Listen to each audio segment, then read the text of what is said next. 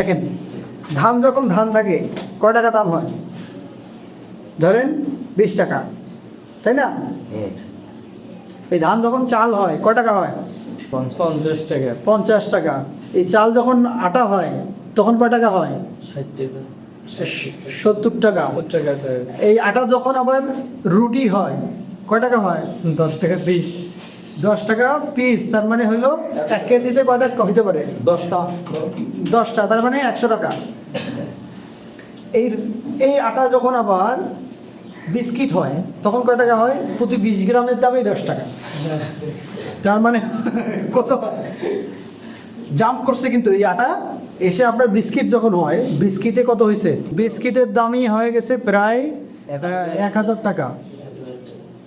এই আটায় আমার যখন কেক হয়ে যায়, কেকের দাম কত হয়? পাউন্ড হিসাব। মজা লাগবে, হিসাব করে দেখবেন প্রায় 1500 টাকা।